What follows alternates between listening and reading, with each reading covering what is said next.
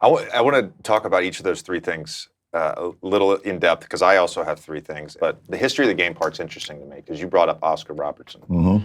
And whether the casual fan knows this or not, Oscar Robertson sued in 1970 for free agency. And that court case took 6 years.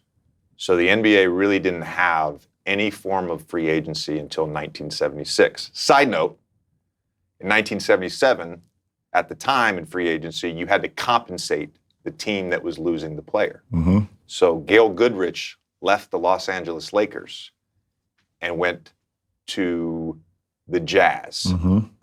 The Jazz compensated the Lakers with some future draft picks. One of those picks turned out to be Magic Johnson. It's pretty interesting. You talked about the discipline.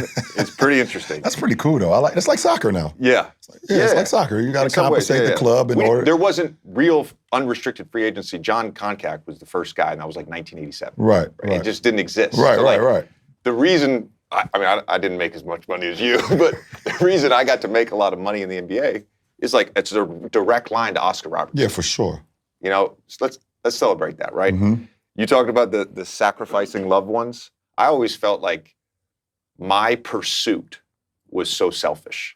Yeah. And I would acknowledge that to my wife, my kids, whatever, my friends. Yeah. It was so selfish, but it was like the only way that I knew how to do it.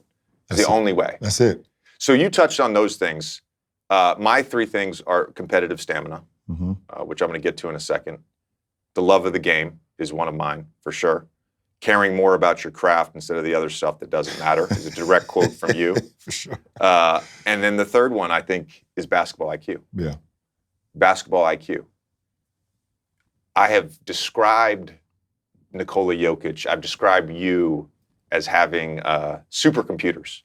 Like your processing speed is a little different. I put James Harden in that category. Mm-hmm. I put Luka in that category. Yeah. There's a number of guys that have like a different processing speed. Some of this stuff, love of the game, that's a little bit of just desire, attitude, all that stuff. Competitive stamina, same thing. Yep. Can you develop basketball IQ at the highest level? You can get a little smarter as a player. Can you develop it as a it's funny. When you brought up basketball IQ, the first thing that came to my mind, I started thinking right away. I was like, are you born with basketball IQ, or are you taught the game the right way, and now the basketball IQ clicks on? Like I was literally just, when you was explaining that, because I come from, I believe, great coaching.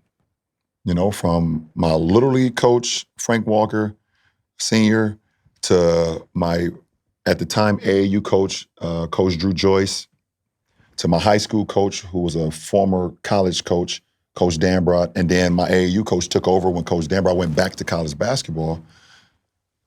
I'm thinking to myself, I'm like, I was taught the game the right way. But the one thing that those coaches always told me, they told me that I had an uncanny ability to process information faster than anyone they've ever seen. One coach, and this is, I know you're gonna smirk about this.